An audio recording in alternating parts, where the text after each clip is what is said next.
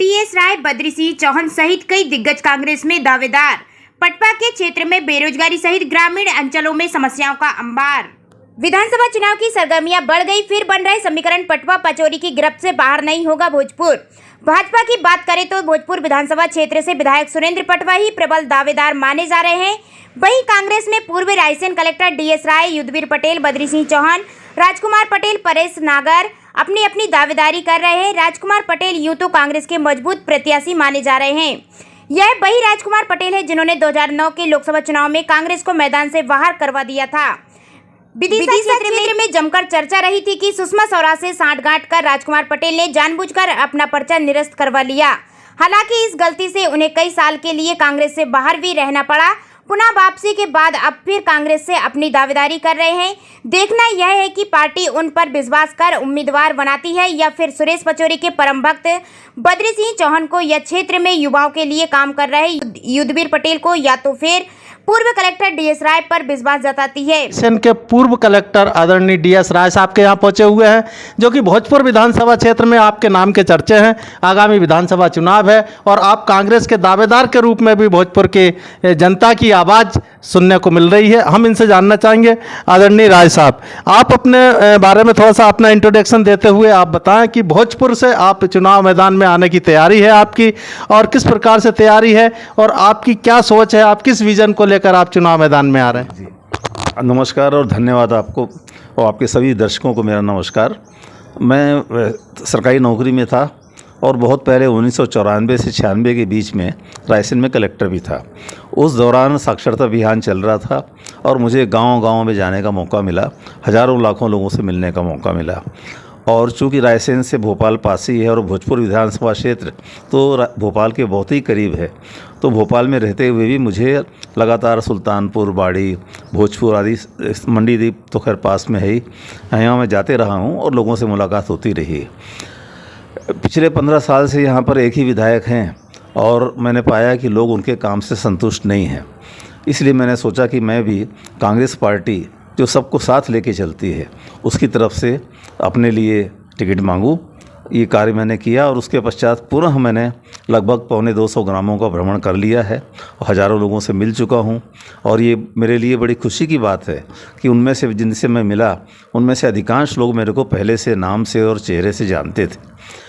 अब क्षेत्र का दौरा करने के बाद मैंने पाया कि पिछले 25 साल में कोई विशेष परिवर्तन नहीं हुआ है। गाँव को जाने की सड़कें यद्यपि कुछ बन गई हैं, परंतु कुछ दूर के गांव ऐसे हैं, बल्कि भोजपुर विधानसभा क्षेत्र में 3 गांव ऐसे हैं। डगडगा नाम का एक गांव है, डाड़ा-डूह और एक गांव और है जहां आज तक बिजली भी नहीं है और सड़क भी नहीं है। ये गांव बाड़ी के अंदर पड़ते हैं, इंटीरियर में। इसी प्रकार से दूसरा मैंने पाया कि गांव-गांव में बेरोज़गार बच्चे बड़ी संख्या में घूम रहे हैं यहाँ से वहाँ। जब कभी खेती का कुछ काम निकलता है उसमें चले जाते हैं। मंडीदीप के आसपास के गांवों के लोग मंडीदीप चले जाते हैं, परंतु पूरे भोजपुर विधानसभा क्षेत्र के गांवों की जो लड़के हैं उनके लिए रोज़गार एक बड़ी भारी समस्या है। अब पहले जैसी ज़मीनें भी नहीं बची कि ज़मीनों के भरोसे लोग अपना जीवन यापन कर लेते। ज़मीनों का आकार बहुत कम हो गया है और दूसरा कुछ काम करने को है नहीं। कई बार बिजली की न मिलने के कारण अभी धान सूख रही थी, सूखते सूखते बची, क्योंकि बिजली न मिलने से ट्यूबवेल चल ही नहीं पा रहे थे या वोल्टेज बहुत कम था। और तीसरी समस्या जो है, जो स्वास्थ्य सुविधाएं हैं उनका काफ़ी अभाव है। सुल्तानपुर में केवल एक डॉक्टर है और वो अधिकांश समय प्राइवेट प्रैक्टिस करता है। लोगों को भाग भाग के भोपाल आना पड़ता है। बाड़ी में भी अच्छे डॉक्टरों की कमी है और तो और मंडीदीप में भी जितनी संख्या में डॉक्टर होना चाहिए, मंडीदीप की आबादी को देखते हुए उतनी संख्या में डॉक्टर नहीं है। और जहाँ तक प्राइमरी हेल्थ सेंटर का सवाल है, उप स्वास्थ्य केंद्र का सवाल है या प्राथमिक स्वास्थ्य केंद्र का सवाल है, वहाँ भी नर्स कभी आती है कभी नहीं आती, स्वास्थ्य केंद्र खाली पड़े हुए। तो इन सब कारणों से मैंने सोचा कि यदि मुझे अवसर मिलता है तो मैं इस प्रकार की जो ज्वलंत समस्याएं हैं वो मैं दूर करने का प्रयास करूँगा।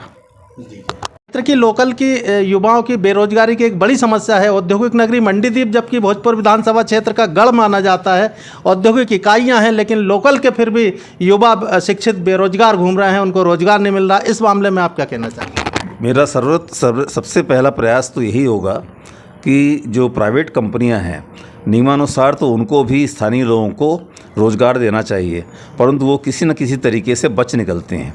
सरकारी उद्योगों में तो नौकरी मिल जाती है स्थानीय को, ये शर्त होती है। जहाँ भी ज़मीन का अधिग्रहण होता है वहाँ ये शर्त होती है कि आप जिसकी ज़मीन गई है उसके परिवार के एक व्यक्ति को आप नौकरी में लगाएंगे, परंतु इसका पालन उतना नहीं हो पा रहा जितना होना चाहिए। तो मेरा पहला प्रयास यही होगा कि मंडीदीप के उद्योगों में अपने भोजपुर विधानसभा क्षेत्र के जितने बच्चे हैं जो पात्रता रखते हैं उन सबको मौका मिले। इसके अलावा अन्य साधनों में भी युवाओं को लगाना और उनको किसी तरीके से रोज़गार से जोड़ना, इस पर भी मैं विचार कर रहा हूँ।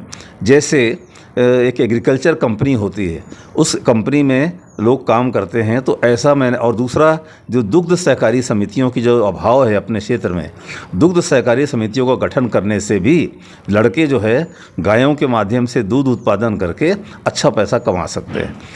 और तीसरी बात यह है कि जो शहरों की समस्याएं हैं, जैसे मंडीदीप इतना बड़ा शहर है, परंतु मंडीदीप अभी भी उतना व्यवस्थित, अभी क्या बिल्कुल ही व्यवस्थित नहीं है। कहीं कीचड़ हो रहा है, कहीं ट्रांसपोर्ट नगर नहीं है, ट्रांसपोर्ट जो ट्रक हैं खड़े हुए हैं रोड के ऊपर, बस स्टैंड नहीं है ढंग का। उसी प्रकार से सुल्तानपुर में कॉलेज की जो बिल्डिंग है वो ठीक नहीं है। बाड़ी में तो कॉलेज के लिए अभी तक ज़मीन ही नहीं मिली। हमारे बाड़ी क्षेत्र में पहले बहुत अच्छी कबड्डी या कुश्ती हुआ करती थी, और अपने पूरे विधानसभा क्षेत्र में एक भी स्पोर्ट्स कॉम्प्लेक्स नहीं है। तो इसको भी बनवाना और स्वास्थ्य सुविधाओं का विकास करना, जो शिक्षा है, शिक्षा का स्तर भी दिनों दिन गिरता जा रहा है, उसको भी ठीक करना। और सबसे बड़ी बात, जो अवैध शराब है जो गांव-गांव में बिक रही है ठेकेदारों के सहयोग से, और एक धंधा बन चुका है, शराब बेचना एक धंधा बन चुका है। एक पौवा शराब में बेचने वाले को ये पैसा मिलता है, और जो शराब गाँव तक पहुँचाना और पुलिस से बचाना ये ठेकेदार की जिम्मेदारी होती है। तो ठेकेदार जो दुकानों से कमाई कर रहे हैं, उसके अलावा ये जो अवैध केंद्र है, इनसे भी इनकी कमाई बहुत हो रही है, क्योंकि ये पता नहीं किस रेट पे बेचते होंगे, कैसी शराब बेचते होंगे। तो और इससे महिलाओं के जीवन पर भी बहुत आघात पहुंचता है, क्योंकि जितना कमाई पुरुष करता है उसमें आधी कमाई तो शराब पीने में खर्चा कर देता है। तो परिवार और बच्चे के लिए क्या बचेगा। तो ये भी मेरी प्राथमिकता है कि यदि मौका मिलेगा तो मैं अवैध शराब की बिक्री को तत्काल बंद कराने का प्रयास करूँगा। देखिए, आपने महिलाओं का जिक्र छेड़ दिया। आज मामा महिलाओं के लिए चर्चा में है, और लाडली बहना के नाम से सोच रहे हैं कि पूरे प्रदेश की महिलाएं भाजपा को वोट करेगी। लाडली बहना के नाम से ये बड़ी स्कीम योजना चला रहा है, इसका कितना प्रभाव पड़ेगा? जनता बहुत समझदार हो गई है और महिलाएं भी काफ़ी समझदार हो गई हैं। चाहे महिला आरक्षण बिल हो, चाहे लाडली बहना को पैसा देना हो, महिलाओं के मन में यह प्रश्न भी आता है कि ये सब आप चुनाव की ठीक पहले क्यों कर रहे हैं। यदि लाडली बहना से इतना प्यार था जैसा लाडली लक्ष्मी से था, तो ये योजना 5 साल पहले क्यों नहीं ले आए। यदि महिला आरक्षण की बात 1995-96 से चल रही है, और बीजेपी को भी केंद्र में सरकार में आए हुए 10 साल हो गया है, तो आपने पहले आया दूसरे साल में ये योजना क्यों नहीं लाई। अब ऐन मौके पर जब आपके जाने की बेरा आ गई है, तो उस समय आप कहते हैं कि महिला आरक्षण हो, या लाडली बहना को 1000 दूंगा, 1250 दूंगा, 1500 करूंगा, फिर आखिरी में 3000 कर दूंगा। परंतु कभी ये भी सोचा उन्होंने कि ये वादा तो वो उन्होंने कर दिया, परंतु ये पैसा कहाँ से आएगा। ऑलरेडी मध्य प्रदेश पहले से ही 4.5 लाख करोड़ के कर्जे में डूबा हुआ है, और पटने का नाम लेता नहीं। इसके अलावा हमेशा पेपरों में खबरें छपती है कि पिछले हर महीने 1000 करोड़ रुपए मध्य प्रदेश शासन उधार ले रहा है। यदि अपन कर्जा लेके रेवड़ी मारने का ही सिद्धांत हो, तो भले ही आप इसको प्रयोग कर लें, परंतु जनता इससे भ्रमित होने वाली नहीं है। लागी देखिए, कांग्रेस पार्टी बहुत विचारशील पार्टी है, और उनका पहला उद्देश्य, जैसा कि हर पार्टी का होना चाहिए, विजय का होता है। जो उम्मीदवार खड़ा हो वो जीते, ताकि सीट भी मिले और हमारा सरकार बनाने का हमारा रास्ता खुले। तो मुझे लगता है कि भले ही बहुत लोग दावे कर रहे हों, परंतु अंततः पार्टी उसी को टिकट देगी जो जीत जाएगा, और दूसरा जो विकास का कार्य वो सब पूरा करेगा जो अभी तक अधूरे पड़े हुए हैं। रायसेन के पूर्व कलेक्टर आदरणीय DS राय साहब के यहाँ पहुँचे हुए हैं, जो कि भोजपुर विधानसभा क्षेत्र में आपके नाम के चर्चे हैं। आगामी विधानसभा चुनाव है, और आप कांग्रेस के दावेदार के रूप में भी भोजपुर के जनता की आवाज़ सुनने को मिल रही है। हम इनसे जानना चाहेंगे, आदरणीय राय साहब, आप अपने बारे में थोड़ा सा अपना इंट्रोडक्शन देते हुए आप बताएं कि भोजपुर से आप चुनाव मैदान में आने की तैयारी है आपकी, और किस प्रकार से तैयारी है, और आपकी क्या सोच है, आप किस विज़न को लेकर आप चुनाव मैदान में आ रहे हैं। नमस्कार और धन्यवाद आपको और आपके सभी दर्शकों को मेरा नमस्कार। मैं सरकारी नौकरी में था और बहुत पहले 1994 से 96 के बीच में रायसेन में कलेक्टर भी था। उस दौरान साक्षरता अभियान चल रहा था और मुझे गांव-गांव में जाने का मौका मिला, हज़ारों लाखों लोगों से मिलने का मौका मिला। और चूँकि रायसेन से भोपाल पास ही है और भोजपुर विधानसभा क्षेत्र तो भोपाल के बहुत ही करीब है, तो भोपाल में रहते हुए भी मुझे लगातार सुल्तानपुर, बाड़ी, भोजपुर आदि, मंडीदीप तो खैर पास में है ही, यहाँ मैं जाते रहा हूँ और लोगों से मुलाकात होती रही। पिछले 15 साल से यहाँ पर एक ही विधायक हैं और मैंने पाया कि लोग उनके काम से संतुष्ट नहीं हैं। इसलिए मैंने सोचा कि मैं भी कांग्रेस पार्टी जो सबको साथ लेके चलती है उसकी तरफ से अपने लिए टिकट मांगूं। ये कार्य मैंने किया और उसके पश्चात पुनः मैंने लगभग 250 ग्रामों का भ्रमण कर लिया है और हज़ारों लोगों से मिल चुका हूं। और ये मेरे लिए बड़ी खुशी की बात है कि उनमें से जिनसे मैं मिला उनमें से अधिकांश लोग मेरे को पहले से नाम से और चेहरे से जानते थे। अब क्षेत्र का दौरा करने के बाद मैंने पाया कि पिछले 25 साल में कोई विशेष परिवर्तन नहीं हुआ है। गांव को जाने की सड़कें यद्यपि कुछ बन गई हैं, परंतु कुछ दूर के गांव ऐसे हैं, बल्कि भोजपुर विधानसभा क्षेत्र में 3 गांव ऐसे हैं। डगडगा नाम का एक गांव है, डाड़ा-डूह और एक गांव और है जहां आज तक बिजली भी नहीं है और सड़क भी नहीं है। ये गांव बाड़ी के अंदर पड़ते हैं, इंटीरियर में।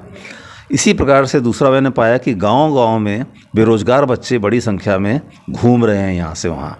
जब कभी खेती का कुछ काम निकलता है उसमें चले जाते हैं।